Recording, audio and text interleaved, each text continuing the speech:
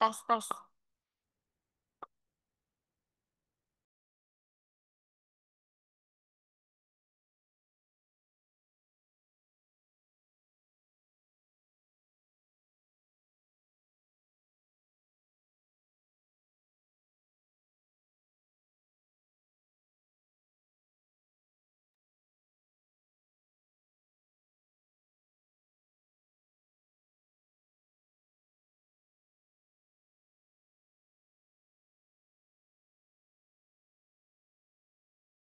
Ya.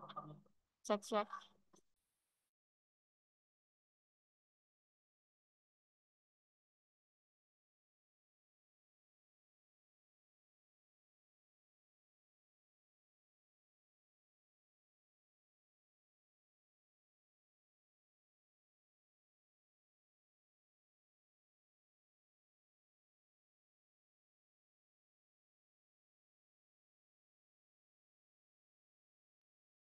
Cek.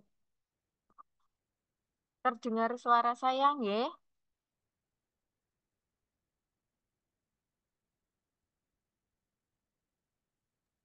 Dengar, Bu. Baik.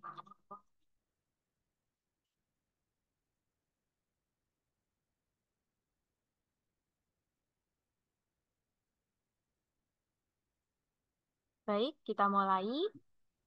Assalamualaikum warahmatullahi wabarakatuh. Waalaikumsalam warahmatullahi wabarakatuh. Alhamdulillahirabbil alamin wassalatu wassalamu ala asrofil anbiya'i wal mursalin sayyidina Muhammadin wa ala alihi wa sahbihi ajmain. Amma ba'du. Yang terhormat Bapak PLT Rektor Universitas Nahdlatul Ulama Sunan Giri, Bapak Dr. Kiai Haji Yogi Pranaiza LCMA, Bapak Wakil Rektor 1, Dr. Kiai Haji Muhammad Ridwan Hambali LCMA, Bapak Wakil Rektor 2, Bapak Dr. Kiai Haji Yogi Pranaiza LCMA, Bapak Wakil Rektor 3, Dr. Kiai Nurul Huda MHI, Ibu Wakil Rektor 4, Dr. Haji Iva Khairianingrum SCMM. Yang kami hormati, Direktur Direktorat Kemahasiswaan Alumni dan Keagamaan, Bapak Muhammad Sahibul Fikri MSN, Kepala Bidang di Direktorat Kemahasiswaan Alumni dan Keagamaan, Kepala Staf di Direktorat Kemahasiswaan Alumni dan Keagamaan, Staf di lingkup Direktorat Kemahasiswaan Alumni dan Keagamaan, serta mahasiswa-mahasiswi Universitas Nahdlatul Ulama Sunan Giri yang kami banggakan. Puji syukur kehadirat Allah Subhanahu wa Ta'ala atas rahmat dan hidayahnya pada kesempatan yang berbahagia ini, Senin, tanggal 22 Juli tahun 2024, kita semua dapat bertemu via daring dalam acara sosialisasi kode etik mahasiswa dan pengisian spekma dalam keadaan sehat walafiat. Salawat serta salam kita aturkan kepada junjungan Nabi Muhammad SAW yang kita nantikan syafaat-syafaatnya di hari akhir. Baik, peserta sosialisasi yang berbahagia, perkenalkan saya Dina Andriani sebagai pembawa acara pada pagi hari ini akan membacakan susunan acara. Berikut susunan acara.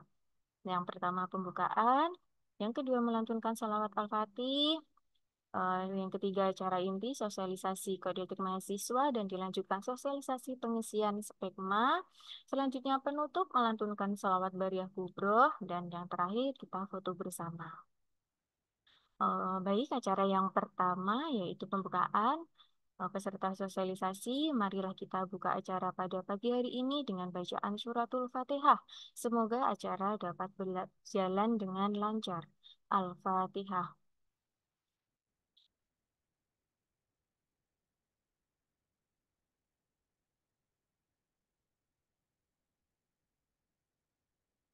Baik, acara selanjutnya yaitu melantunkan sholawat Al-Fatih.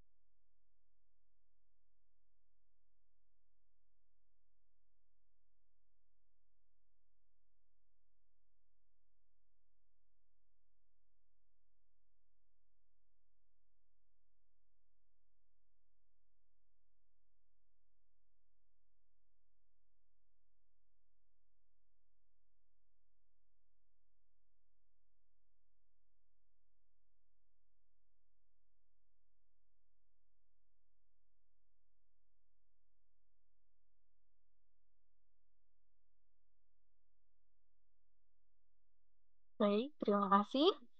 Kita langsung saja ke acara berikutnya ya, teman-teman, yaitu sosiali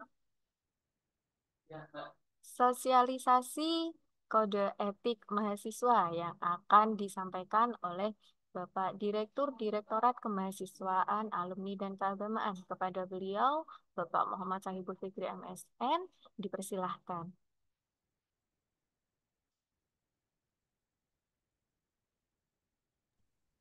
Cek. Bismillahirrahmanirrahim. Assalamualaikum warahmatullahi wabarakatuh. Waalaikumsalam warahmatullahi wabarakatuh. Alhamdulillahirabbil alamin. Wa bihi nasta'inu ala umuri dunya waddin. Shalatu wassalamu ala asrofil anbiya'i wal mursalin sayyidina Maulana Muhammad wa ala alihi washabbihi ajmain amma ba'du. Yang terhormat PLT Rektor Wonogiri, beliau Bapak Kiai Haji Dr. Yogi Prana Iksah LCMA, yang kami hormati Bapak Ibu Wakil Rektor, yang kami hormati Kepala Bidang di Lingkungan Direktorat Kemahasiswaan Alumni dan Keagamaan, yang kami hormati Kepala Staf dan seluruh staf di Lingkungan Direktorat Kemahasiswaan Alumni dan Keagamaan. Alhamdulillahirabbil alamin. Puji syukur kehadiran Allah Subhanahu wa taala, hari ini kita dipertemukan dalam daring melalui Zoom meeting dengan keadaan sehat walafiat dan tidak kurang dari suatu apapun. Dua kalinya salat serta salam semoga tetap tercurahkan kepada baginda Nabi Agung Nabi Muhammad SAW. Semoga kita nanti dipertemukan dan diberikan syafaat di hari akhir kelak. Mbak-mbak, mas-mas, mohon kesediaannya juga untuk menginformasikan kembali adanya kegiatan sosialisasi kode etik dan spekma ini, karena nantinya akan digunakan selama proses perkuliahan di Wonogiri ini. Mbak-mbak dan mas-mas, saya akan memaparkan terlebih dahulu terkait dengan kode etik dan juga New Spekma, yang dalam hal ini ada evaluasi dari Bapak Ibu Dekan, Kaprodi, Sekprodi maupun Wakil Dekan. Jadi teman-teman eh, berhak nanti berdiskusi dengan kami kaitannya dengan kode etik maupun New Spekma.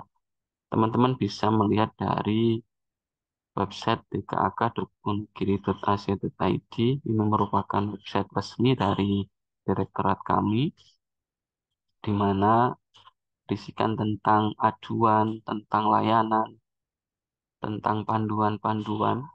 Ini ada di website dkak.unugiri.ac.id ini. Untuk hari ini kita akan membahas tentang peraturan rektor untuk kode etik mahasiswa. Ini letaknya di paling bawah di berita atau pengumuman, yang bisa diklik pada kolom ini, teman-teman. Kemudian teman-teman juga bisa mendownload atau melihat saja melalui klik di sini. Nah, ini adalah kode etik mahasiswa yang akan diterapkan mulai ditetapkannya tanggal peraturan rektor ini. Kita mulai, teman-teman. Terkait dengan peraturan rektor ini bernomor 448 SK 071088 garing 5 garing 2024 tentang kode etik mahasiswa Wonogiri. Ini dasarnya, teman-teman. Jadi di kaitannya dengan adanya menimbang dan seterusnya, mengingat mulai dari Undang-Undang Nomor 18 tentang Sistem Nasional Penelitian Pengembangan hingga Peraturan Menteri terbaru tahun 2023, kemudian ada Statuta Universitas Nahdlatul Ulama Sunan Giri. memutuskan bahwa peraturan rektor tentang kode etik mahasiswa Wonogiri. Bab 1, ketentuan umum menjelaskan bahwa peraturan rektor ini yang dimaksud adalah A. Universitas Nahdlatul Ulama, selanjutnya disebut Wonogiri. Jadi semuanya nanti penyebutannya adalah Wonogiri, adalah perguruan tinggi swasta yang menyelenggarakan pendidikan akademik. Rektor adalah pimpinan tertinggi di Wonogiri. Dosen adalah pendidik yang diangkat dengan tugas utama. Kemudian tendik adalah unsur pelaksana administrasi universitas. Kemudian mahasiswa adalah peserta didik yang salah satu program studi di Wonogiri. Kemudian sivitas akademika adalah terdiri dari dosen, tendik, kemudian warga dan mahasiswa Wonogiri. Jadi warga itu termasuk petugas kantin, kemudian ada petugas yang sedang membangun di kawasan Wonogiri. Itu semuanya termasuk dari sebutan warga Wonogiri. Kemudian apa sih etika itu? Etika dalam hal ini adalah menjelaskan tentang pedoman dalam bersikap dan perilaku yang di dalamnya adalah berisi garis-garis besar nilai moral dan norma yang mencerminkan masyarakat kampus yang ilmiah, edukatif, kreatif, santun, dan bermartabat. Kemudian, kaitannya dengan etika mahasiswa adalah nilai-nilai asas serta akhlak yang harus diterapkan dalam kehidupan sehari-hari oleh mahasiswa atau mahasiswi di lingkungan Wonogiri berdasarkan kepada norma yang berlaku dalam kehidupan masyarakat. Kemudian, kita mengerucut ke kode etik mahasiswa adalah pedoman yang berisi norma yang mengikat mahasiswa secara individu dalam melaksanakan kegiatan akademik dan kemahasiswaan di Wonogiri. Kemudian ada Ormawa, organisasi kemahasiswaan, kemudian ada hak mahasiswa, ada kewajiban mahasiswa, ada apresiasi prestasi, ada pelanggaran, dan ada sanksi yang nanti diberikan ketika mahasiswa melanggar kode etik. Kemudian pasal 2, kode etik mahasiswa bertujuan untuk memberikan pedoman bagi seluruh mahasiswa dalam berinteraksi dan berperilaku. Kemudian mendukung visi misi dan tujuan Wonogiri, membentuk mahasiswa yang bertakwa, berakhlak mulia, berbudi luhur, dan berdisiplin, yang berlandaskan Ahlus Sunnah wal Jamaah An-Nahdliyah. Kemudian mencetak mahasiswa yang moderat, profesional, religius, dan unggul. Kemudian terciptanya iklim akademis yang kondusif untuk kegiatan belajar dan mengembangkan diri. Kemudian mengembangkan dan membangun citra mahasiswa yang senantiasa menjunjung tinggi nilai-nilai etika. Kemudian menjamin terpeliharanya tata tertib, membangun dan mengembangkan sikap saling mendukung dan menghargai sesama warga Wonogiri. Manfaat kode etik ini adalah memberikan panduan untuk mahasiswa dalam beretika dan berperilaku, memberikan koreksi diri untuk mahasiswa dalam hal beretika dan dengan baik, kemudian memberikan aturan dalam pergaulan antar mahasiswa dengan sivitas akademika, antar mahasiswa dengan pimpinan universitas di lingkungan Wonogiri. Kemudian memelihara fasilitas atau prasarana di lingkungan Wonogiri. Jadi teman-teman sebenarnya bahwa kode etik ini banyak memberikan perlindungan terhadap mahasiswa-mahasiswi dan memberikan hak dan kewajiban yang jelas secara tertulis. Bab 2, hak dan kewajiban. Pada pasal 3 menjelaskan bahwa mahasiswa Wonogiri mempunyai hak menggunakan kebebasan akademik, memperoleh pendidikan, mendapat bimbingan penyelesaian studi, baik oleh dosen penasihat maupun dosen pembimbing tugas akhir, kemudian memperoleh layanan akademik, kemudian memperoleh layanan informasi, baik tentang beasiswa, kegiatan kemahasiswaan, kegiatan keagamaan, dan kewirausahaan, mengumumkan pendapat atau ide tanpa mengganggu hak orang lain, kemudian mendapatkan perlindungan dari tindak perundungan, kekerasan fisik, kekerasan psikis, kemudian mendapatkan pendampingan atau konseling dalam penyelesaian masalah kasus KS atau kekerasan seksual, kemudian mendapatkan layanan dalam organisasi kemahasiswaan, mendapatkan penghargaan atau prestasi yang telah diperoleh. Pada pasal 4 menjelaskan bahwa mahasiswa Unugiri mempunyai kewajiban: satu, mematuhi peraturan ketentuan yang berlaku, mematuhi etika berbusana, kemudian menggunakan bahasa yang santun, tidak merugikan pihak lain dalam berkomunikasi, kemudian mematuhi dan menjaga ketertiban kampus, kemudian menyelesaikan studinya sesuai beban studi berdasarkan kepada ketentuan akademik, mengikuti perkuliahan, praktikum, memelihara suasana akademik, menjaga netralisasi dari kegiatan politik praktis yang pada tahun ini kebetulan Bojonegoro melakukan eh, pemilu, pilihan kepala daerah, kemudian memelihara sarana dan prasarana. Benar.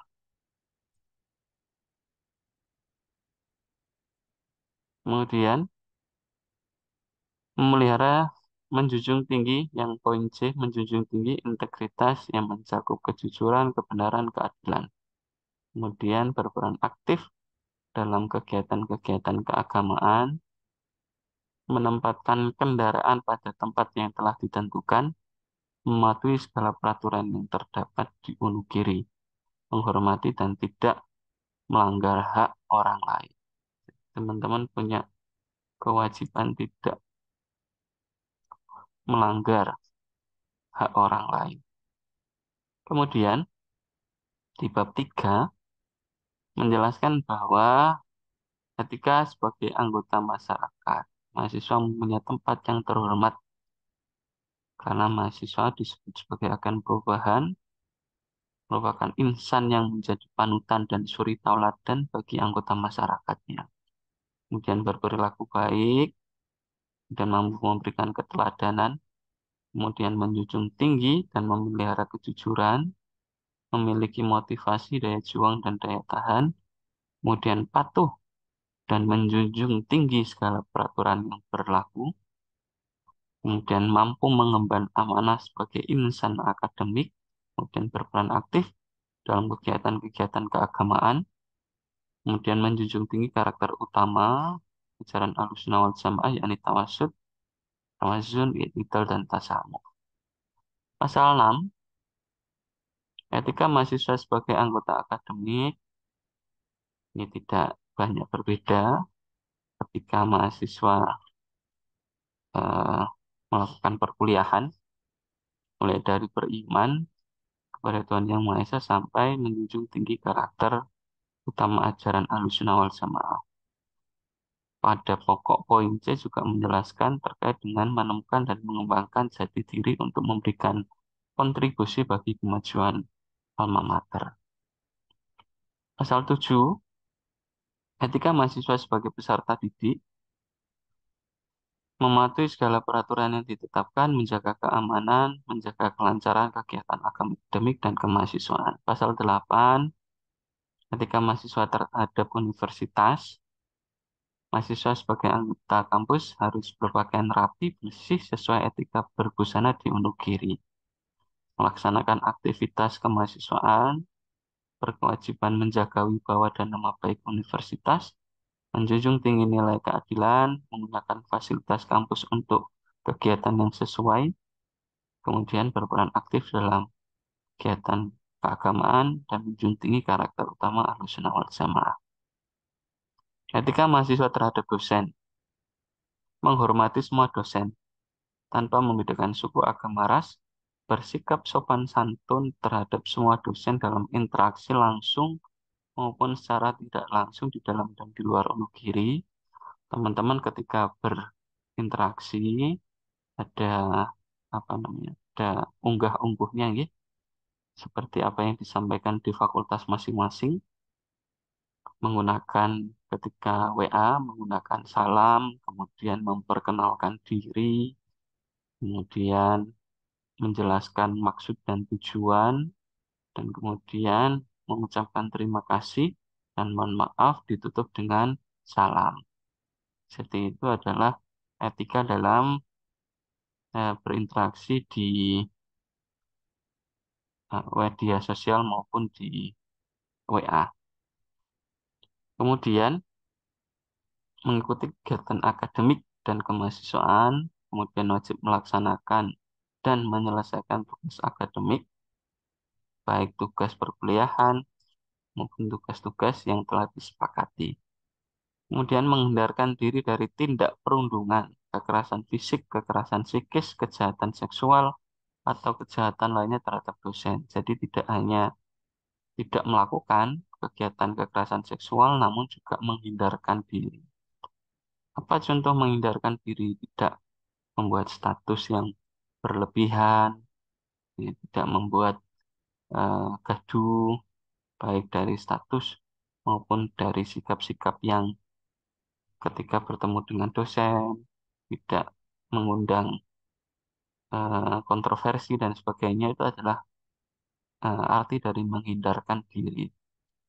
Kemudian tidak menjanjikan atau memberikan sejumlah uang atau fasilitas lainnya kepada dosen atau pihak lainnya dengan tujuan untuk mempengaruhi penilaian dosen.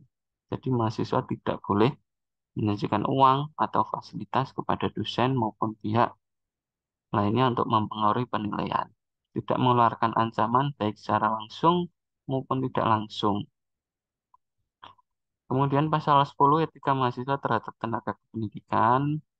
Jadi teman-teman juga menghormati semua tendik, kemudian bersikap ramah sama ini. Jadi dalam berinteraksi, salam dulu, kemudian memperkenalkan diri, kemudian menjelaskan tujuan dan maksud, ucapkan terima kasih, mohon maaf, dan salam penutup. Kemudian menghindarkan diri dari tindakan perundungan, juga sama, tidak hanya kepada dosen, juga kepada tendik, tidak mengeluarkan ancaman, baik secara langsung maupun tidak langsung. Pasal 11, etika mahasiswa terhadap sesama mahasiswa. Menghormati semua mahasiswa tanpa membedakan suku, agama, ras, dan status. Jadi kalau ada temannya yang mungkin berbeda dari suku, agama, ras, maupun status, itu kita saling menghormati. Kemudian bekerja sama dengan mahasiswa lain dalam menuntut ilmu, memiliki solidaritas tinggi, dan saling membantu. Kemudian menghindarkan diri dari tindak perundungan, tidak mengeluarkan ancaman, baik secara langsung maupun tidak langsung. Kemudian pasal 12, teman-teman, ketika mahasiswa dalam menyampaikan pendapat di luar proses perkuliahan atau pembelajaran. Jadi teman-teman itu juga punya hak nih, tapi ada etikanya dalam menyampaikan pendapat di luar proses perkuliahan. Tentu didasarkan pada tujuan dan untuk kepentingan kebenaran. Dapat dilakukan dengan cara menyampaikan pendapat di muka umum, ya, atau audiensi maupun diskusi yang sesuai dengan aturan yang berlaku. Ketika dengan Kaprodi misalnya diminta untuk ada diskusi, bisa dilakukan dengan diskusi. Kalau mau ada audiensi dengan para pimpinan, juga bisa dilakukan dengan menyampaikan surat tertulis kepada pimpinan. Kemudian menjaga dan menjunjung tinggi citra Unugiri, kemudian tertib dan terpuji, kemudian menjaga inventaris Unugiri, baik inventaris di kelas maupun inventaris yang bisa digunakan oleh mahasiswa dalam kegiatan kemahasiswaan. Kemudian mematuhi ketentuan perundang-undangan yang berlaku dalam hal penyampaian pendapat dan bersikap baik di lingkungan kampus atau di lingkungan pemerintah kabupaten atau di skala nasional. Mempersiapkan argumentasi yang rasional yang mencerminkan citra diri seseorang individu yang berpendidikan, kemudian bertanggung jawab terhadap kebenaran fakta dan pendapat yang disampaikan. Jadi ada kaitannya dengan kebenaran fakta dan pendapat yang disampaikan harus dipertanggungjawabkan. Pasal 13, mahasiswa Unugri dilarang untuk melakukan tindakan dan atau perbuatan sebagai berikut. Mahasiswa dilarang melakukan tindakan plagiasi, pemalsuan dokumen, dan kecurangan lain, baik sendiri maupun bersama-sama dengan pihak lain. Jadi plagiasi tugas akhir itu tidak boleh, tugas itu juga tidak boleh, apalagi ada pemalsuan dokumen, ada pemalsuan tanda tangan, itu juga termasuk pelanggaran. Jadi teman-teman tidak boleh melakukan hal tersebut. Kemudian melakukan perbuatan yang bertentangan dengan peraturan yang berlaku. Kemudian melakukan perbuatan yang tergolong penodaan agama, perbuatan yang tergolong pelanggaran seksual, pornografi, pelecehan seksual. Kemudian dilarang melakukan tindakan yang tergolong sebagai perbuatan pidana, kekerasan, perjudian, perzinaan, pencemaran nama baik, pencurian, perkelahian, kekerasan fisik, mental, pengedaran barang-barang terlarang, dan kejahatan berbasis teknologi. Jadi ini mahasiswa dilarang. Kemudian menyimpan atau memperdagangkan, membawa, menggunakan narkoba maupun minuman beralkohol. Kemudian membawa atau menggunakan senjata api, senjata tajam ke dalam lingkungan kampus. Kemudian merusak fasilitas kampus dan atau menggunakan fasilitas kampus tanpa izin. Kemudian mengundang pihak luar tanpa izin yang berlaku. Jika kegiatan itu kegiatan ormawa, itu berarti izin sekaligus dengan ajuan dari proposalnya. Namun, yang dimaksud dalam mengundang pihak luar tanpa izin adalah ketika mahasiswa mengundang pihak luar, misalnya eh, calon suaminya atau calon istrinya ketika menghadiri selesai ujian skripsi misalnya.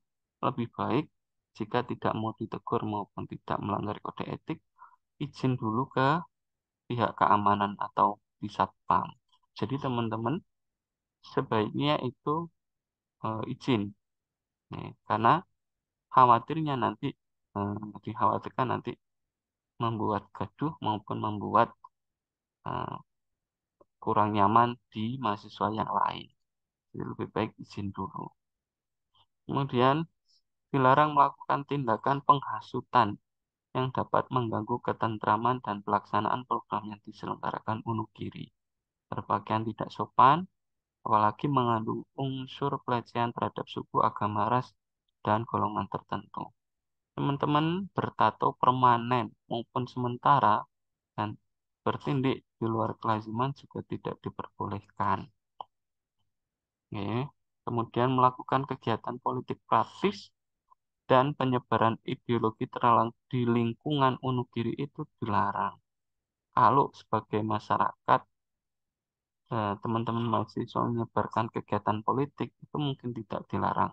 Tapi kalau sebagai mahasiswa di lingkungan kampus itu dilarang karena kampus adalah tempat yang menjaga netralisasi dari kegiatan-kegiatan politik praktis.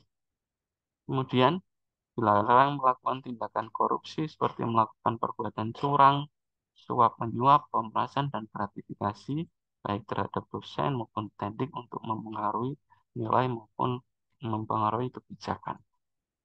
Bab 4, kesopanan dan kesusilaan. Terkait dengan kesopanan, mahasiswa berkewajiban untuk menjunjung tinggi norma kesusilaan dan sopan santun, tidak melakukan perbuatan kekerasan seksual, perundungan, penyalahgunaan narkotika, zat adiktif, dan radikalisme di lingkungan universitas. Kemudian saling menghormati dan menghargai di antara anggota sivitas akademika. Pasal 15, mahasiswa berkewajiban untuk mentaati etika berbusana dengan ketentuan 1A, tidak boleh menggunakan kaos oblong. Kemudian tidak boleh menggunakan sandal jepit, tidak diperbolehkan menggunakan sarung, kecuali jika terdapat himbauan dalam kegiatan keagamaan disertai dengan bukti, instruksi, atau undangan. Jadi teman-teman, nanti kalau ada yang pakai sarung, misalnya, ya, itu harus ada himbauan atau undangan atau instruksi.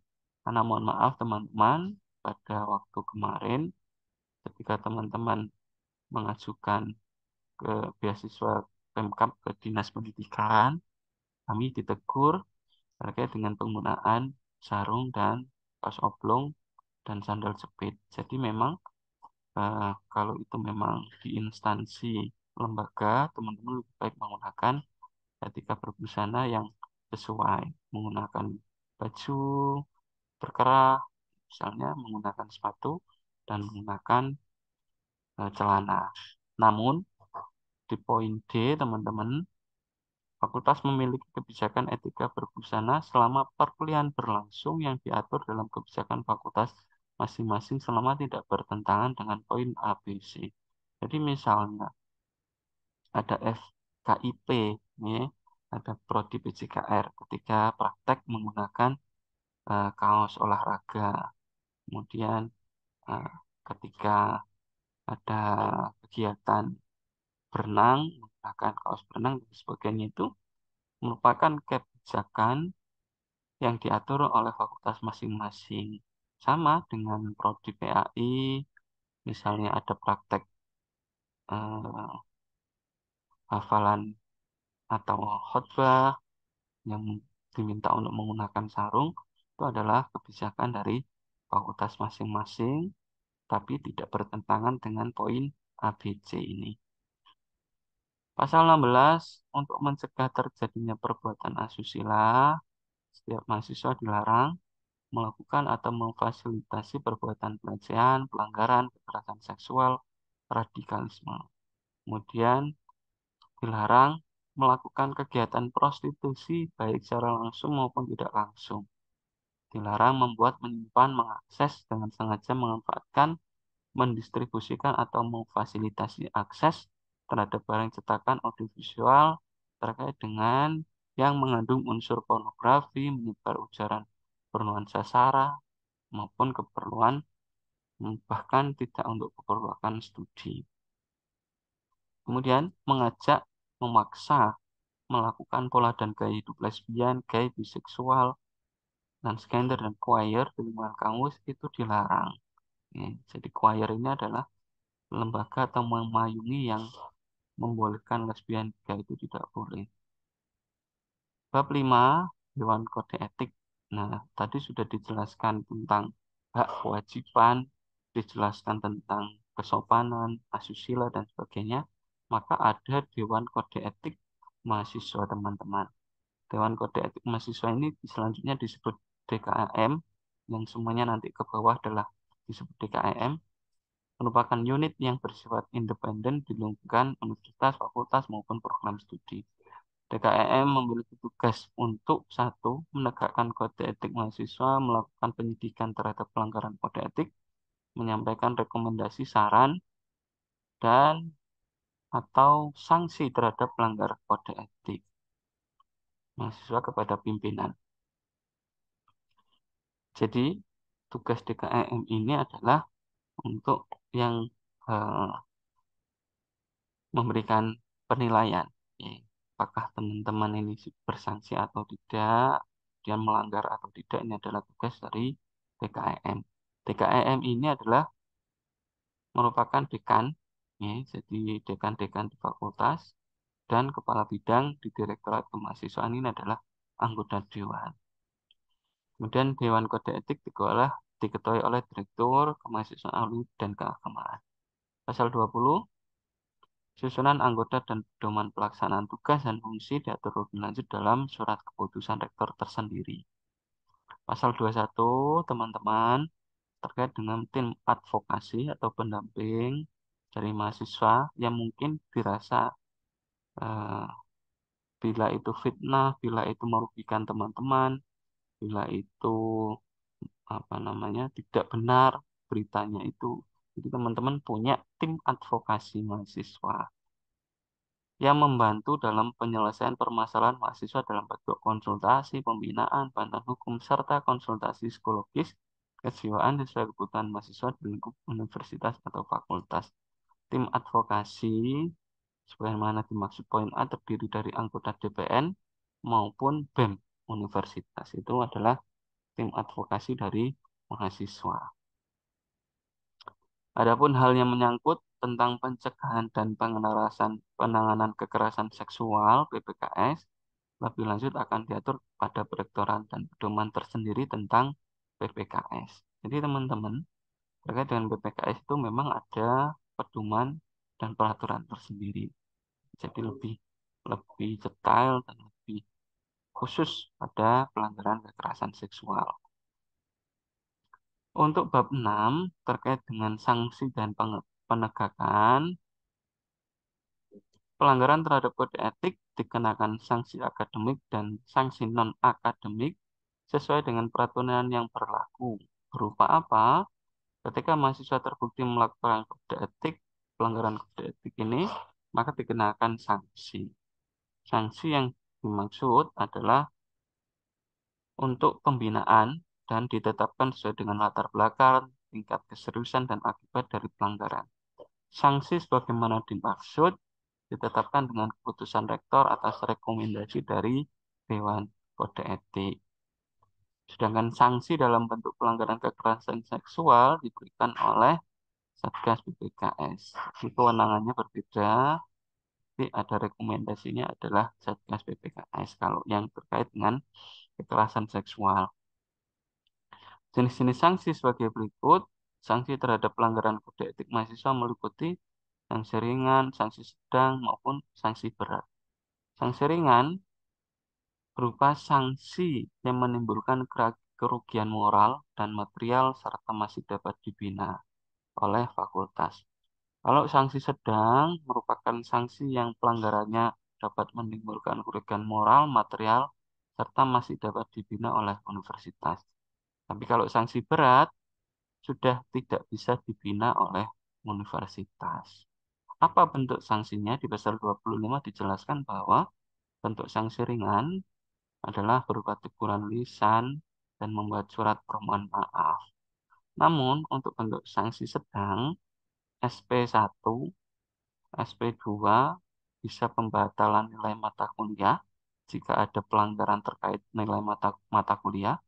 Kemudian, jika pelanggarannya sampai membuat kerugian material maupun moral dalam lingkup fakultas, bisa dibatalkan nilai mata kuliah dalam satu semester. Bisa jadi mendapat skorsing selama satu semester.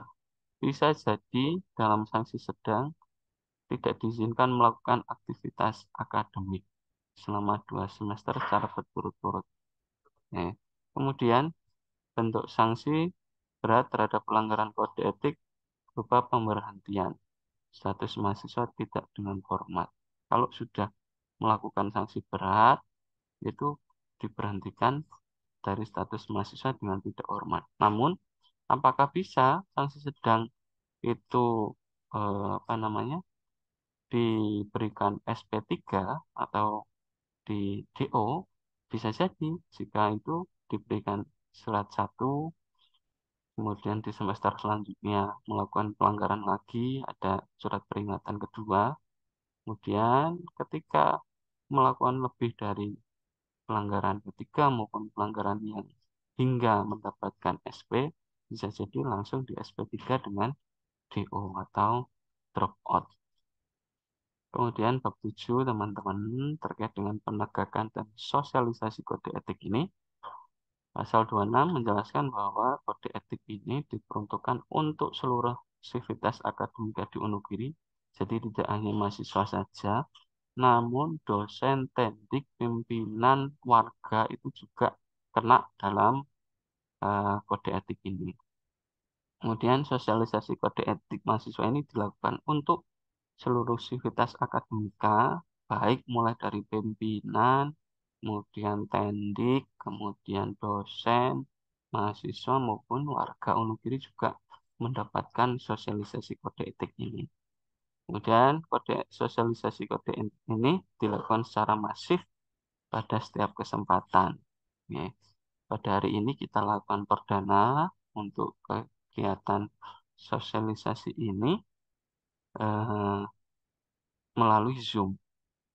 Kemudian, sosialisasi kode etik ini juga bisa dilakukan pada program pembinaan mahasiswa, pada program sosialisasi kepada mahasiswa secara langsung, baik daring maupun luring, kemudian pada kegiatan program pengenalan kehidupan kampus, kemudian pada media informasi resmi Wonogiri, dan bentuk-bentuk lain yang dianggap efektif dalam penyebaran atau mensosialisasikan kode etik ini.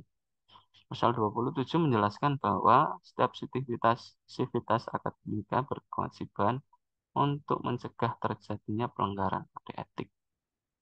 Pasal 28, setiap sivitas akademika memiliki hak maupun kewajiban untuk melaporkan setiap pelanggaran kode etik mahasiswa kepada pimpinan fakultas, program studi maupun warga Wonogiri. Jadi teman-teman punya hak maupun kewajiban untuk melaporkan ketika ada temannya atau dirinya sendiri, misalnya ketika melanggar kode etik, ketika ada kekerasan seksual, misalnya ada aduan pelanggaran menggunakan fasilitas tanpa izin, misalnya, atau merusak sarana prasarana Wonogiri itu juga bisa dilaporkan oleh temannya. Ya, jadi tidak harus dari pihak kampus atau Wonogiri atau dosen maupun tendik yang ketika melihat pelanggaran, tapi temannya atau kita sebagai mahasiswa lain juga bisa melaporkan setiap pelanggaran kode etik.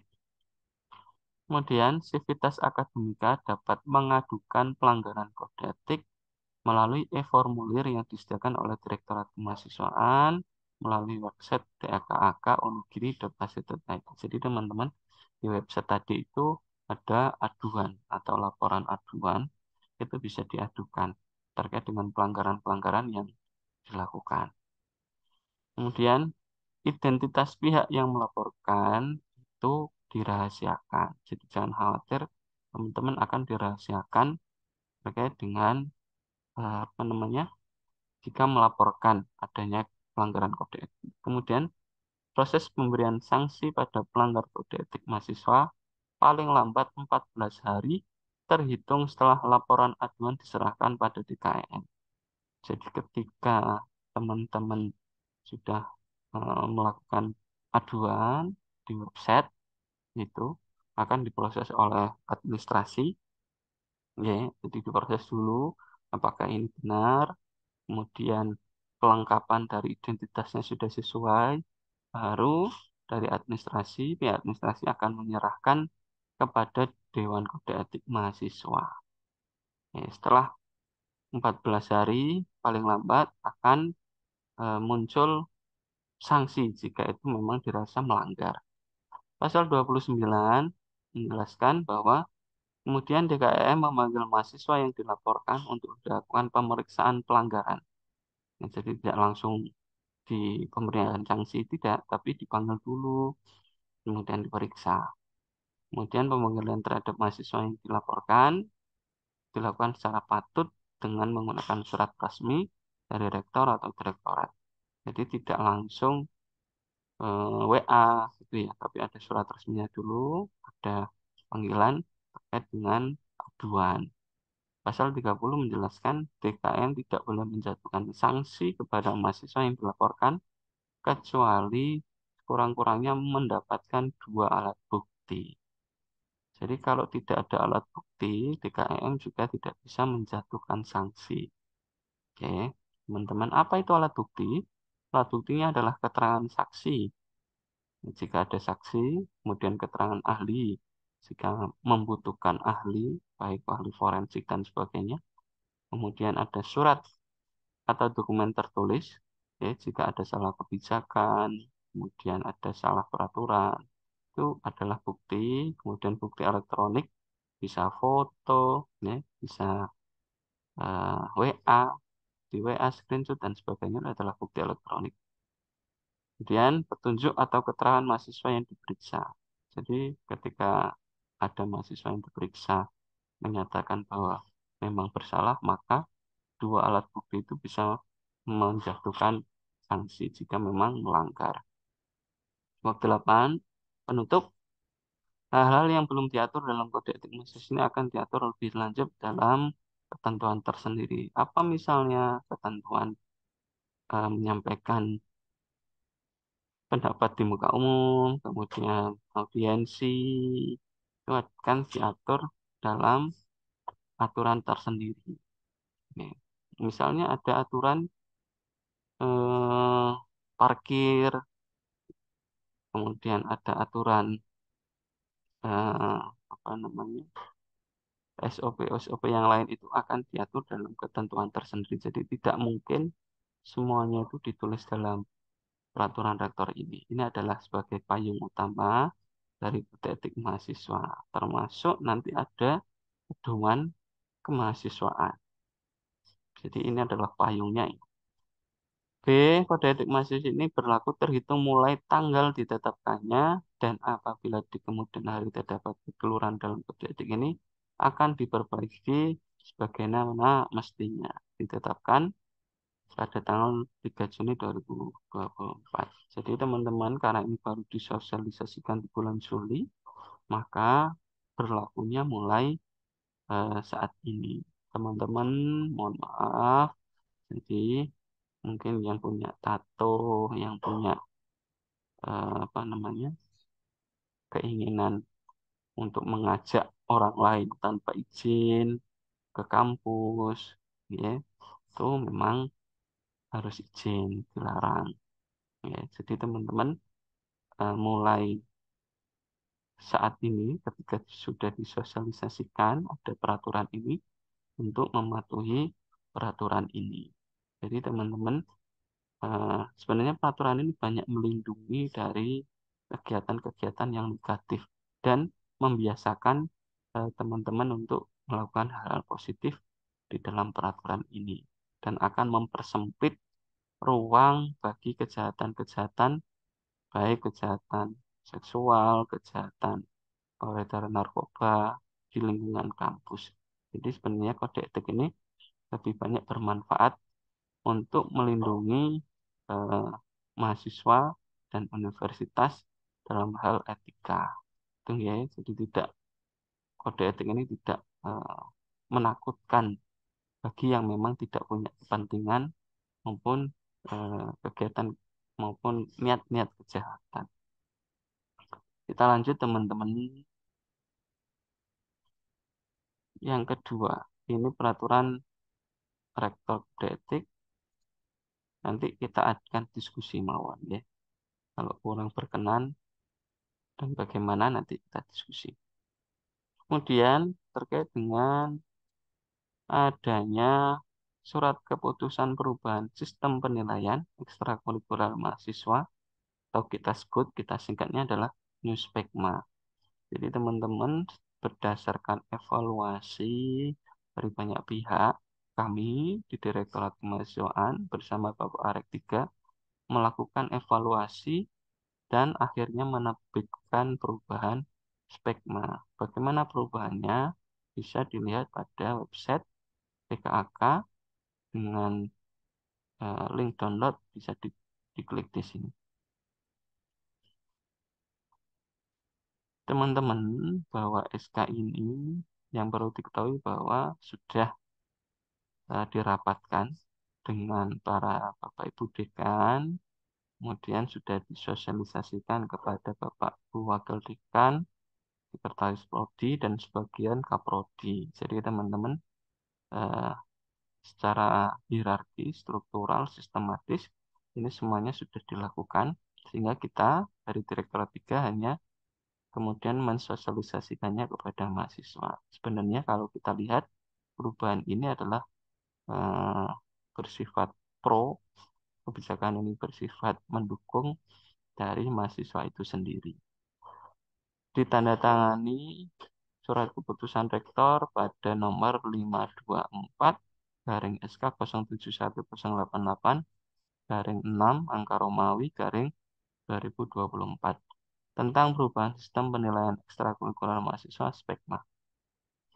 Menimbang bahwa dalam rangka meningkatkan tercapainya tujuan pendidikan nasional, kemudian bahwa dalam rangka meningkatkan keterlibatan mahasiswa dalam berbagai kegiatan ekstrakurikuler, kemudian bahwa adanya program MBKM, kemudian diaturlah dan ditetapkanlah SK Newspekma ini.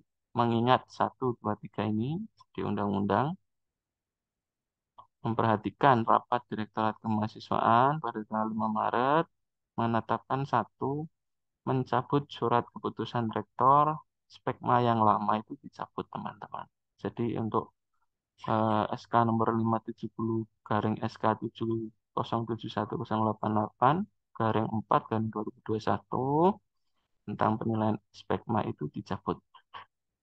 Dan digantikan dengan peraturan yang baru. Kedua, surat keputusan rektor tentang perubahan ini. Ketiga, ketentuan penetapan kredit yang kemudian dilampirkan.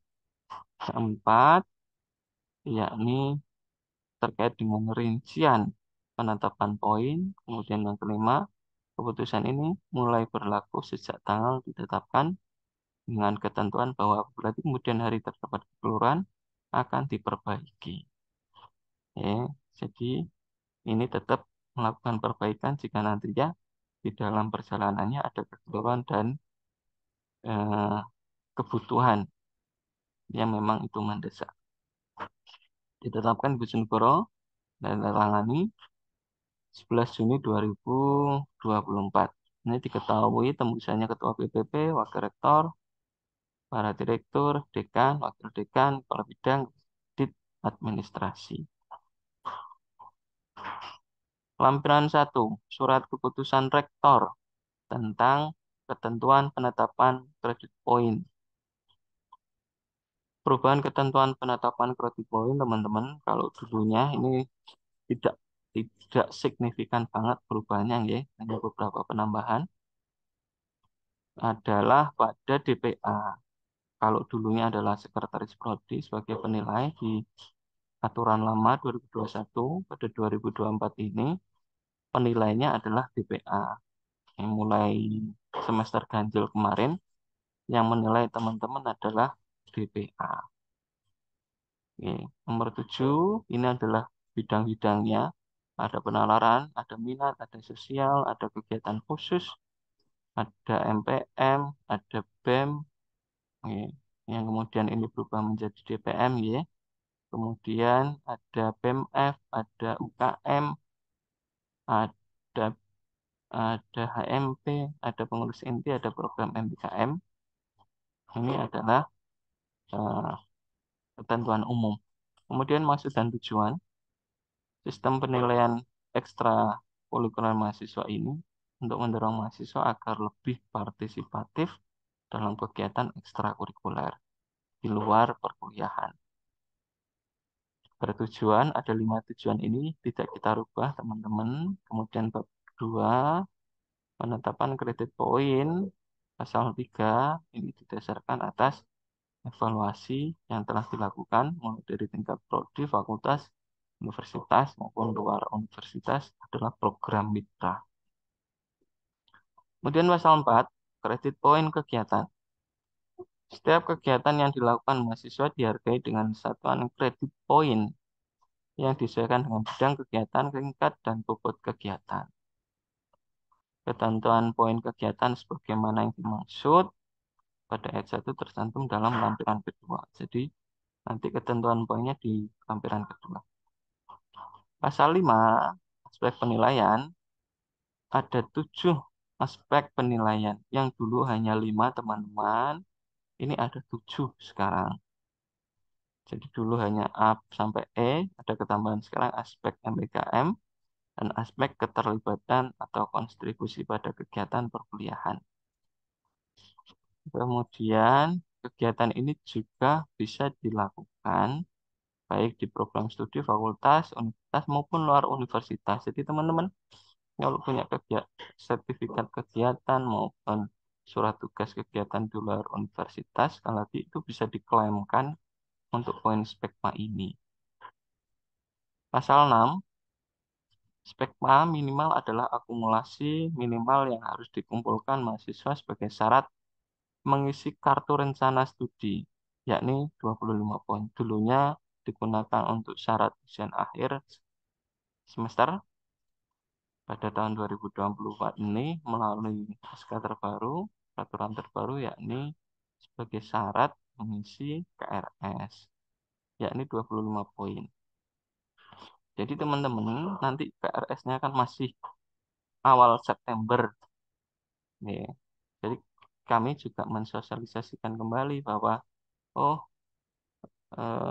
ada kewajiban yang harus teman-teman isikan, yakni mengisi spekmanya di KRS. Ya, setiap minimal ya itu 25 poin. Kalau lebih, alhamdulillah. Kemudian semua penilaian spekma dilaksanakan melalui akun SIM mahasiswa. Ada sedikit tipe teman-teman. Kemudian bab 3 pasal 7 SK ini disesuaikan sejak tanggal ditetapkan. Hal-hal yang belum diatur kemudian akan diatur lebih lanjut dalam peraturan rektor, direktur, atau dekan fakultas masing-masing. Ini jadi kebijakan-kebijakan yang lain, misalnya di tingkat fakultas, itu bisa diatur.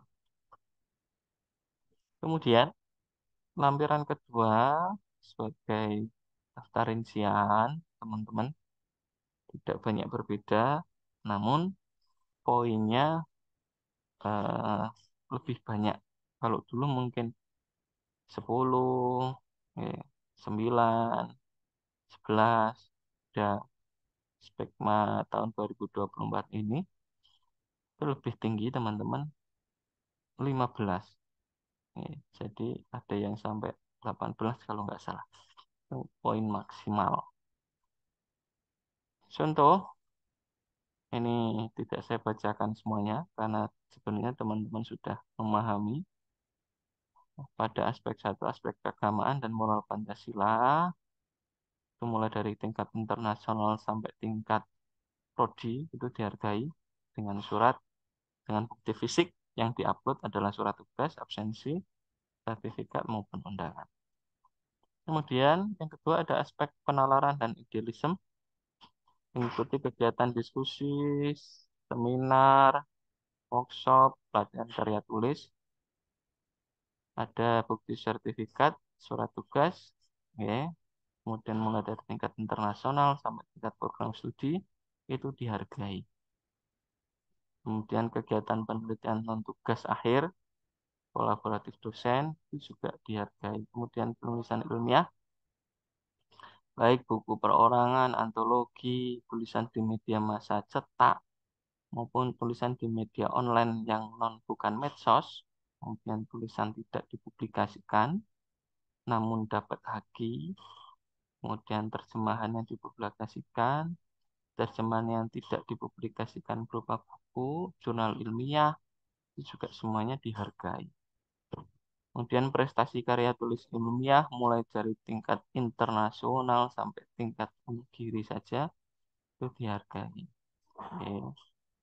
Kemudian aspek kepemimpinan dan loyalitas terhadap alma mater bangsa, negara, dan agama mulai dari keikutsertaan Ormawa tingkat universitas sampai tingkat HMP itu dihargai.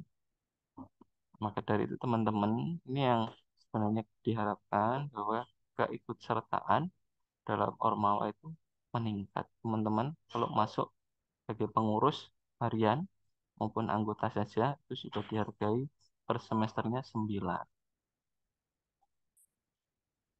Kemudian latihan pelatihan kepemimpinan, ada asosiasi misalnya itu tingkatnya mulai internasional sampai program studi, jadi yang mewakili asosiasi di tingkat prodi itu dihargai. Kemudian ada kepemimpinan dalam masyarakat di luar universitas. Jadi teman-teman jika ikut kegiatan di luar universitas, kegiatan eh, organisasi eksternal itu dihargai teman-teman. Mulai dari tingkat internasional sampai 20. Sampai tingkat lokal itu ada poin spekmanya. Kurang, masih kurang ketika sudah menjabat sebagai pengurus, ketika teman-teman buat kegiatan dan ada kepanitiaannya, itu juga masih dihargai teman-teman. Nah, ya. Jadi kalau sudah eh, menjabat sebagai anggota BEM misalnya, dan BEM itu ada kepanitiaannya ketika ada kegiatan, itu juga ada harganya. Jadi harapannya memang teman-teman ini aktif, ya, di Ormawa itu aktif, sehingga poin spekmanya ini bisa tercapai. Kemudian teman-teman di poin D, aspek D, pemenuhan minat bakat mulai dari kegiatan olahraga seni, mulai dari pengurus tim aktif, kemudian ada pemain aktif, atlet, itu semuanya juga dihargai. Kemudian ada pencapaian prestasi, mulai dari juara, baik tingkat internasional sampai tingkat lokal, kampus juga dihargai dan mendapatkan reward untuk prestasi. Kemudian untuk pementasan inventasi budaya rencana teknologi tanpa kejuaraan, jadi teman-teman yang tidak juara tapi menampilkan kegiatan inventasi budaya maupun seni secara bergu dapat nilai baik bergu berkelompok maupun perorangan dengan alat bukti sertifikat poster undangan publik. Kemudian teman-teman aspek pengabdian kepada masyarakat ketika menjadi relawan baik di desa maupun ketika ada bencana alam itu juga akan mendapatkan poin di spekma ini. Kemudian ini tambahannya teman-teman ada aspek MBKM, kampus mengajar, MSIB, pertukaran mahasiswa merdeka, Biro Usaha Merdeka, praktisi mengajar, ini dapat poin spekma. Kemudian yang ketujuh ada aspek keterlibatan atau kontribusi mulai dari asisten dosen, asisten praktikum, itu juga ada nilainya teman-teman. Oke. Jadi bayangkan saja 1 tahun misalnya keikutsertaan dalam kegiatan asistensi dosen misalnya itu sudah dituliskan pada periode semester ganjil dan genap. Oke, jadi itu bisa digunakan sebagai poin spekma. Apa luaran dari poin spekma ini adalah SKPI atau keterangan pendamping ijazah teman-teman. Jadi semakin banyak SKPI-nya, maka akan semakin baik orang melihat atau pengguna lulusan nantinya melihat, wah mahasiswa ini banyak pengalamannya, banyak track recordnya. Jadi sebagai pertimbangan pengguna lulusan. Kemudian apalagi keuntungan dalam pengisian spekma ini, yakni ketika eh, poin spekmanya paling tinggi akan diajukan mendapatkan reward. Oke, jadi kalau poin spekmanya tinggi akan mendapatkan reward. Tentunya berdasarkan ranking ya, karena ini masih dalam rankingan, maka akan mendapatkan reward. Dan keuntungan yang ketiga adalah secara tidak langsung teman-teman mendokumentasikan berbagai aktivitas teman-teman yang nantinya akan disimpan di Google Drive maupun di SIM masing-masing. Jadi teman-teman jangan khawatir, manfaat dari pengisian spekma ini banyak. Ya. Tidak hanya untuk kepentingan kampus, tapi sebenarnya juga untuk kepentingan mahasiswa itu sendiri. Itu teman-teman yang dapat kami sampaikan terkait dengan kode etik maupun mahasiswa. Cukup panjang saya menjelaskan 1 jam lebih. Harapannya adalah teman-teman bisa memahami secara mandiri. Kalau kalau dari penjelasan ini belum paham, bisa dilihat di website DKAK terkait dengan kode etik mahasiswa dan juga perubahannya spekma. Baik, terima kasih. Bisa dilanjut dengan diskusi. Kurang demikian, saya kembalikan ke moderator.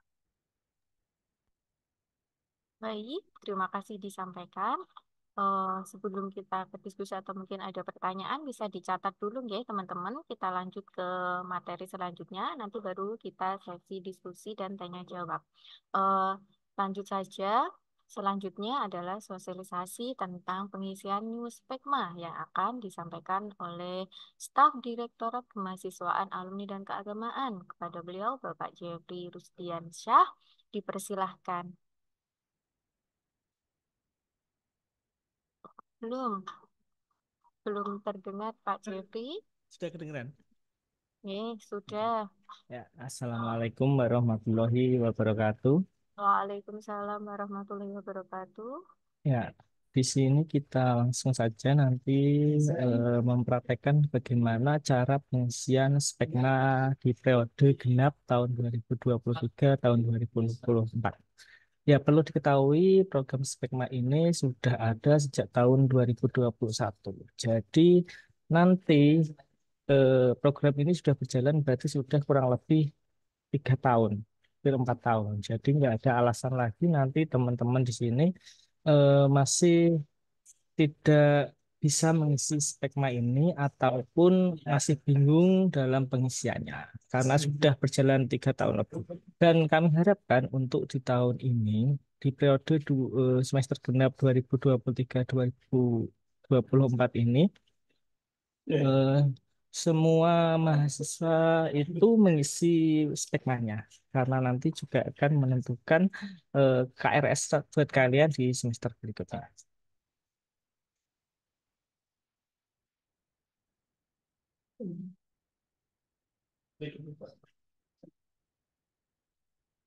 Langsung saja ya, kita langsung ke spekmanya langsung.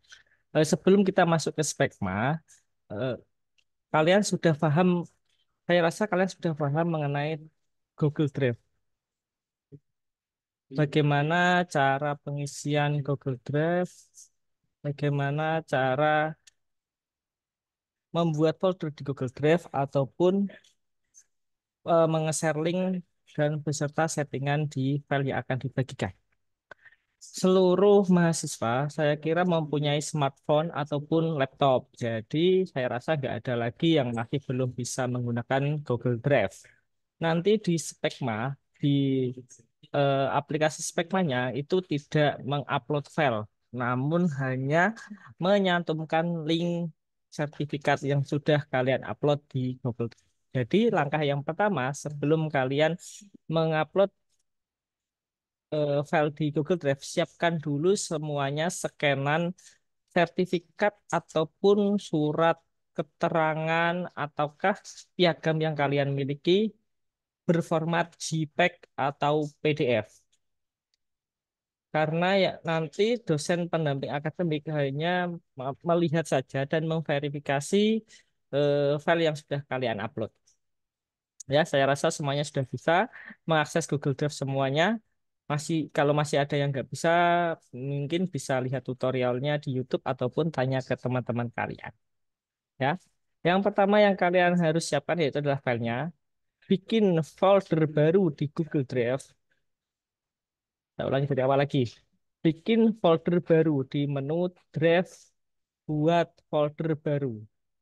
Namai semuanya yaitu adalah Spekma periode genap 2023-2024. Ini supaya apa? Supaya kalian nanti akan tidak kebingungan saat mencari file-file yang akan kalian upload di periode ini ataupun nanti file-filenya yang kalian butuhkan nanti akan ada di folder ini.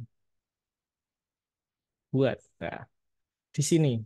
Jangan foldernya yang kalian langsung share ke Spekma, namun masukkan semua file itu di folder Spekma ini, periode genap ini. Jangan kalian taruh di luar, tapi dimasukkan di dalam folder Spekma itu. Sebagai contoh, di sini saya akan mengupload file. Kalau tadi folder baru, kalau ini adalah baru upload file, atau bisa kalian klik kanan, upload file. Ya, penamaan filenya harus sesuai dengan filenya. Kalau memang itu sertifikat berupa sertifikat, tulis sertifikat. Kalau berupa surat tugas, tulis surat tugas. Atau kalau berupa foto penyerahan piagam atau penyerahan medali ataupun piala, tulis foto penyerahan medali. Ya, di sini saya akan upload salah satu piagam yang dimiliki oleh mahasiswa. Nah, kalau setelah muncul seperti ini, jangan lupa pengaturan defaultnya kalian rubah. Karena apa? Kalau nggak kalian rubah pengaturan defaultnya, nanti nggak akan bisa BPA melihat sertifikatnya ataupun piagam yang sejenisnya untuk mengapprove kalian prestasi kalian atau mengapprove poin spekma kalian. Ya, di sini langsung klik kanan di set di apa file yang akan kalian bagikan, yang akan kalian masukkan spekma, klik kanan, yaitu bagikan. Bukan yang saling link, tapi yang paling atas, bagikan. Bagikan. Yang dibatasi ini, ubah menjadi siapa saja yang memiliki link. Setelah itu, selesai. Nah, jadi semua yang memiliki link yang kalian akan upload, nanti akan bisa melihat semuanya yang file yang kalian upload di Spekma. Biar DPA-nya nggak bingung, ini yang diupload apa, kok nggak ada aksesnya. Jadi semua file yang kalian upload diberi akses. Ya, dapat dipahami. Terus baru bagikan link. Untuk bagikan link ini bisa kalian langsung salin link dari sini atau bisa langsung kalian salin link dari atas. Ya, karena nanti yang akan kita isikan di Spekma itu hanya link, bukan eh, filenya, tapi hanya linknya saja. Link filenya tetap ada di eh, apa Google Drive kalian sendiri-sendiri. Setelah file sudah diupload di Google Drive, setelah itu kalian buka SIM Unugiri, SIM kalian masing-masing. Ini saya sudah minta izin ke pemilik SIM untuk mendemokan pengisian Spekma periode genap tahun 2023-2024. Sama tampilannya sama, semuanya sama urutan. Cuma di sini kalau kalian ingin mengisi speknya, pilih menu New Spekma, yaitu yang paling atas sendiri pengajuan KRP atau KHP. Tampilannya akan seperti ini lah. Sebelum kalian mengisi ini, teliti terlebih dahulu yaitu adalah periode SKP-nya. Kalau memang diisi semester genap, pilih semester genap 2023-2024. Kalau spekma Gansal ini ganjil ya. Ganjil 2004, 2024, 2025. Kalau kali ini kita akan mengisi spekma periode genap 2023 dan 2024. Nah, di sini sudah muncul tingkat.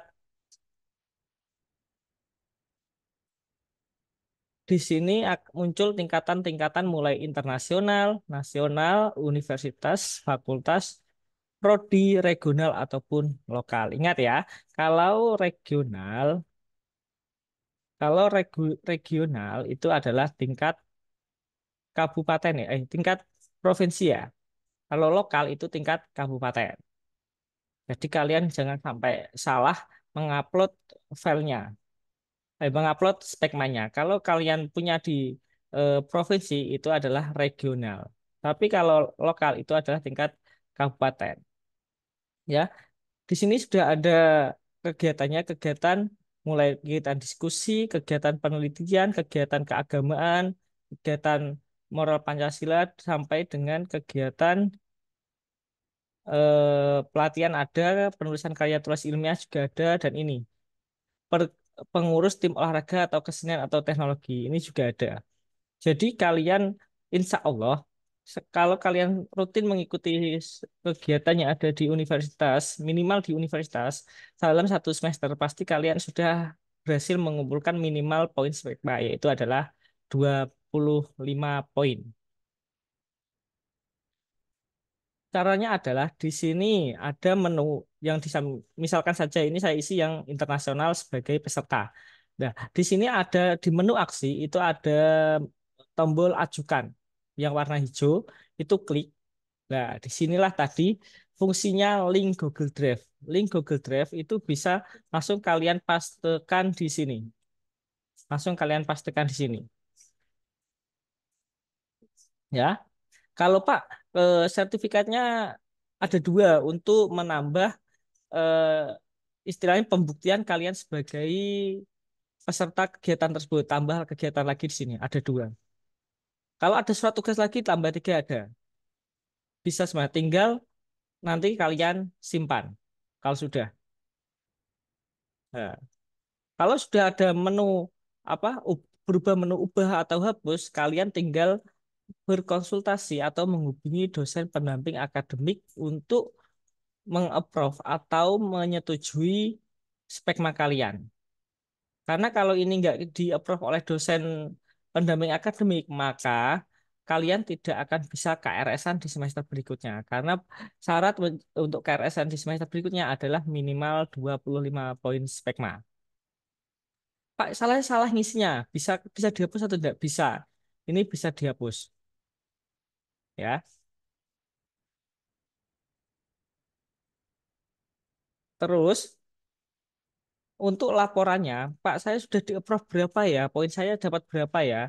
Nah, di sini adalah di laporan spekma, yaitu di kartu hasil prestasi. Nah, di sini nanti kalian bisa ngeprint dapat poin berapa kalian di semester, di periode, bukan di semester ya sebenarnya, di periode genap 2023 2024. Nah, akan hasilnya seperti ini. Jadi nanti kalian ada nama kegiatan, tempatnya di mana, nilai spekmanya ada berapa. Lah ini nanti yang harus kalian mintakan tanda tangan di dosen wali di sini. Dan kalian juga harus menandatangani bukti kartu hasil spekmanya biar kalian bisa KRS-an di semester berikutnya. Sangat simpel sebenarnya, nggak ada eh, kesulitan di sistem spekma yang baru ini. Sangat-sangat mudah, apalagi yang dari prodi-prodi saintek atau sains dan teknologi. Saya kira tampilan website atau tampilan aplikasi New Spekma ini sangatlah simpel. Jadi saya rasa nggak ada kesulitan lagi. Kalau masih belum memperoleh poin minimal, jadi kalian bisa memperoleh sertifikat-sertifikat untuk Spekma ini bukan hanya di dalam kampus, tapi kalian juga bisa mengikuti program-program atau kegiatan-kegiatan yang berada di luar kampus. Kami persilahkan selama program tersebut baik dan menunjang kalian sebagai mahasiswa.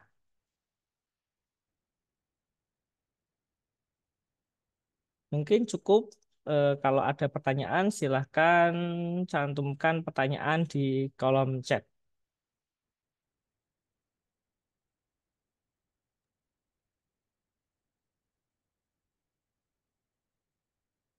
Ada pertanyaan?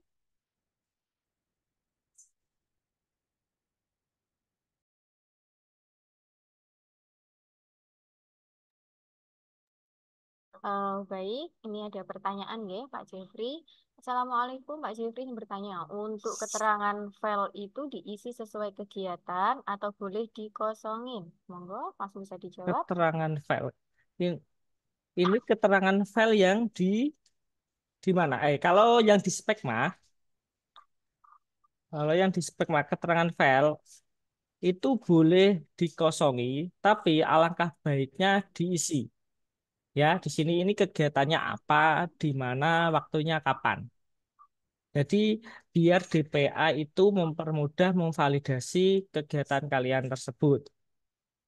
Kalau misalkan, tapi nggak mungkin ya kalian mengikuti kegiatan nggak tahu kegiatannya di mana ataupun tanggal berapa, terus ini berupa sertifikat apa, jelas nggak mungkin. Jadi alangkah baiknya tetap diisi.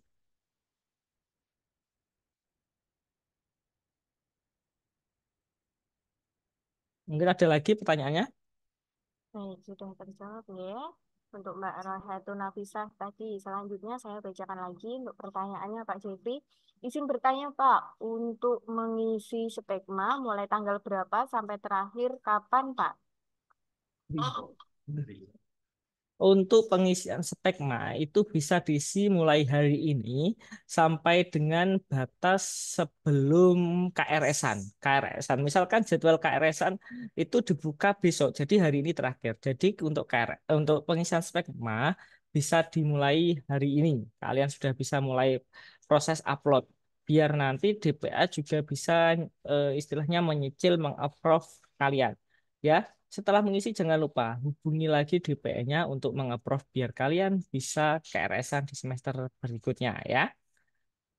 Ada Baik, lagi? sudah sangat jelas ya jawabannya. Lanjut. Assalamualaikum, mohon izin bertanya untuk pengisian kuesioner di SIM. Sekarang apakah sudah bisa? Tadi sudah terjawab ya, sudah bisa. Sepertinya saya coba belum bisa. Untuk sertifikat keikutsertaan perlombaan, meskipun tidak mendapat juara, apakah diperbolehkan dimasukkan di Spekma? Langsung saya jawab ya, Mas Khairul Oke. Rozi. Boleh. boleh dimasukkan di Spekma sebagai peserta ya. Karena kan di Spekma ada tingkatan-tingkatan poin mulai dari peserta, terus juara, terus menjadi Penulis. pengisi acara dan lain-lain itu ada poinnya sendiri. Jadi kita hargai semua sertifikat yang kalian miliki, maupun di kegiatan universitas, kegiatan prodi, kegiatan fakultas maupun kegiatan di luar Oh, universitas. Ya, baik. Untuk teman-teman mungkin kalau ingin mengerti poin-poinnya tadi bisa dibuka di web DKAK tadi Kak, ya. kalau memang di SIM-nya belum bisa dibuka atau diakses, nanti akan kita konsultasikan lagi dan koordinasikan lagi ke bagian apa? Bagian SIM ya. Terus Baik. ada pertanyaan lagi dari Mbak Khotijah Intan. Assalamualaikum Pak, izin bertanya, semisal di drive-nya foldernya disendiri-sendirikan per semester bisa atau tidak? Diperbolehkan, lebih bagus seperti itu. Di foldernya dipisah-pisah per semester ataupun bisa lagi foldernya itu dipisah-pisah per kegiatan. Biar enak nanti kalian untuk melihat kegiatan mana yang belum di-approve atau memang direvisi oleh DPA. Karena nanti DPA juga bisa membatalkan poin spekma kalian apabila dirasa kegiatan tersebut janggal atau sertifikat yang kalian upload itu dirasa palsu. Pak, gimana kalau ada kasus sertifikatnya itu editan dari orang lain?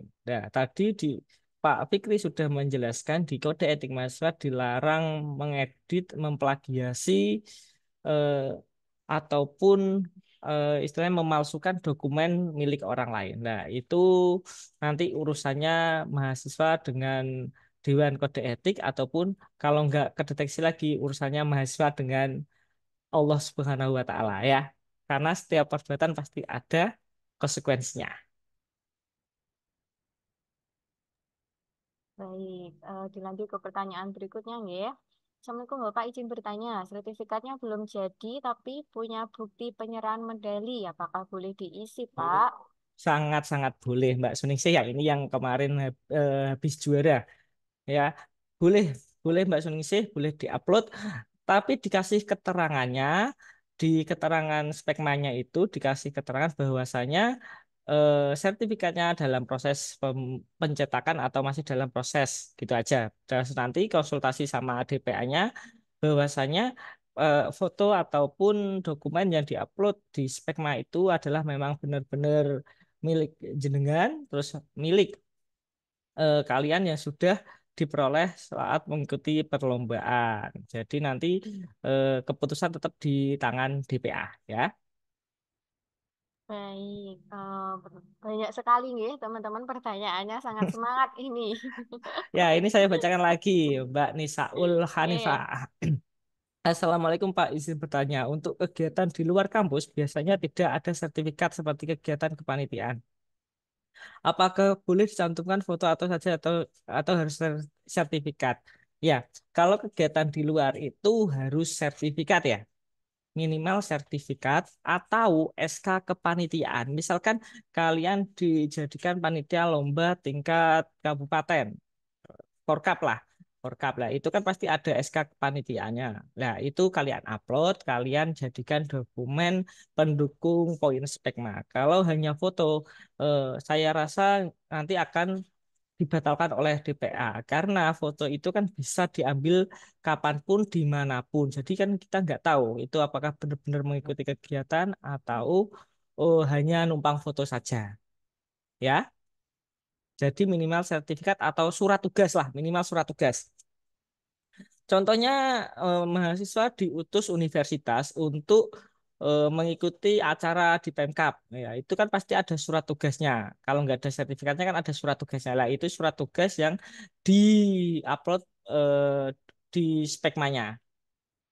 Terus diperkuat oleh foto kegiatannya itu nanti yang menjadi penguat memperoleh poin Spekma. Ya. Pertanyaan selanjutnya yaitu adalah Assalamualaikum warahmatullahi wabarakatuh. Mohon maaf Pak, izin bertanya. Untuk sertifikat khataman atau ngaji turat itu kan bisa-bisanya dapat banyak sesuai dengan beberapa banyak kita mengikuti kegiatannya. Kalau diupload kan otomatis kegiatannya sama di bagian keagamaan universitas peserta. Jadi otomatis berapapun sertifikat khataman atau ngaji atau turat yang kita upload poin dan didapatkan hanya 3 atau berkelipatannya, gitu, Pak. Ya, ini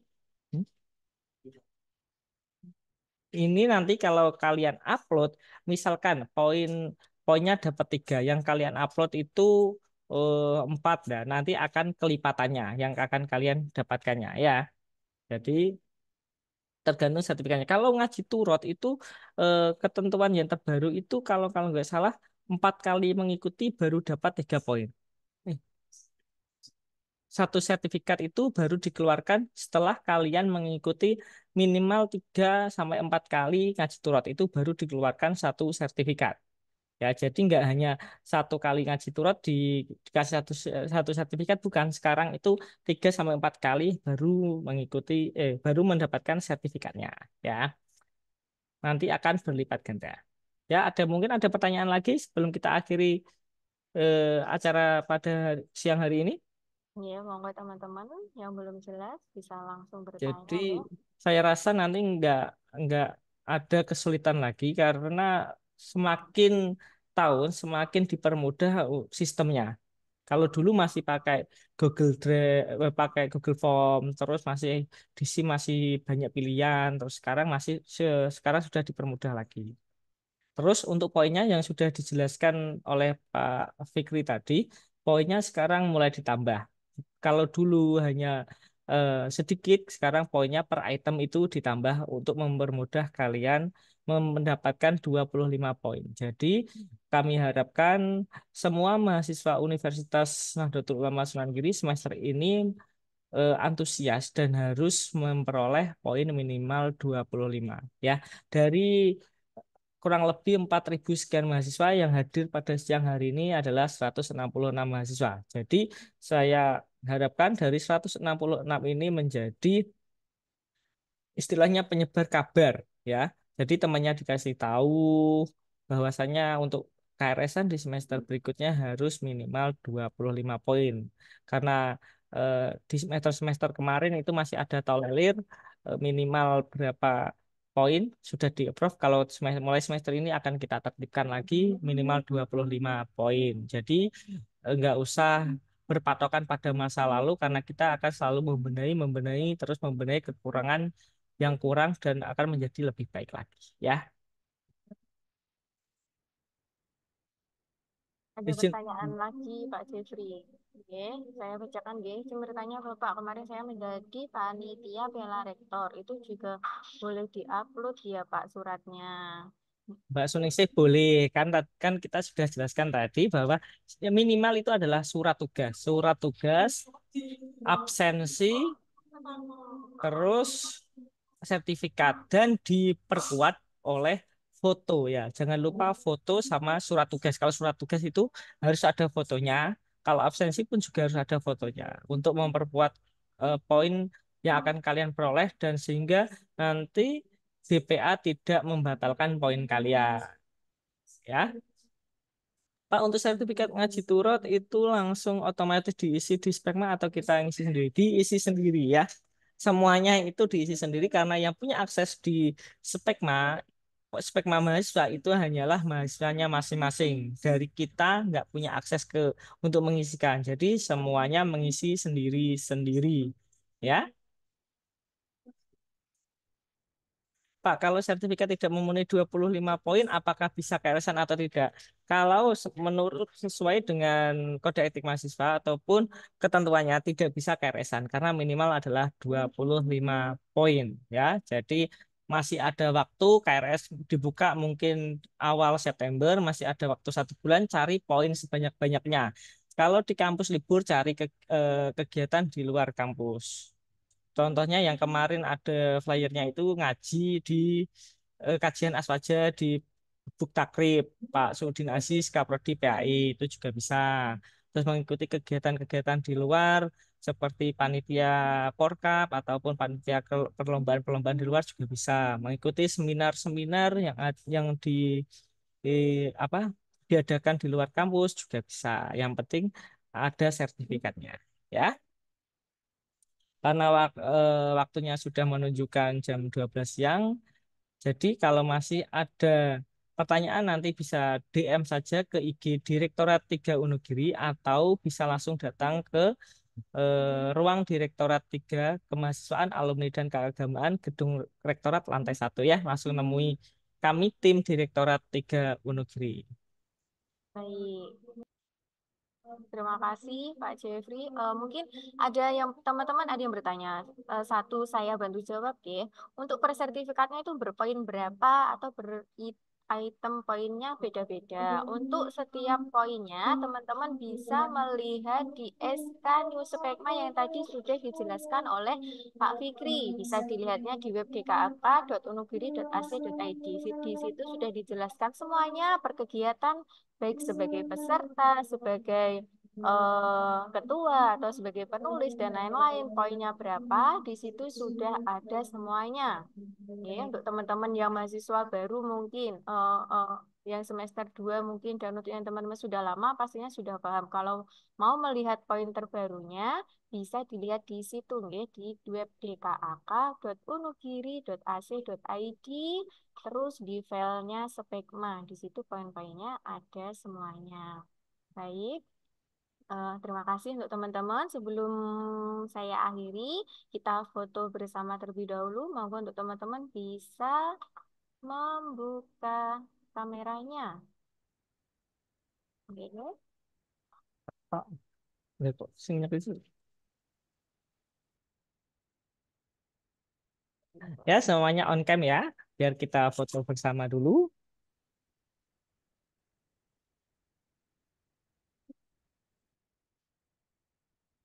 Sudah ya, teman-teman? Satu, dua, tiga. Kita ulangi sekali lagi karena mungkin kan ada di slide selanjutnya.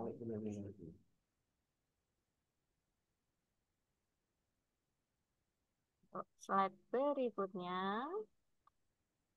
Satu, dua, tiga. Untuk slide berikutnya lagi. Satu, dua, tiga.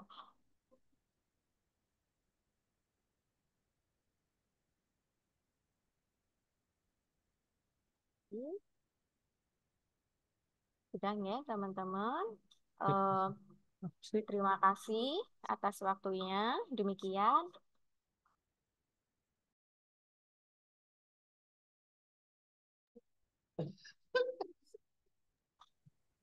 Demikian acara sosialisasi kode etik mahasiswa dan pengisian Newspekma tahun 2024. Saya sebagai pembawa acara mohon maaf apabila ada kesalahan. Saya akhiri wassalamualaikum warahmatullahi wabarakatuh. Kita tutup dengan sholawat Bahriyah Kubro nggih.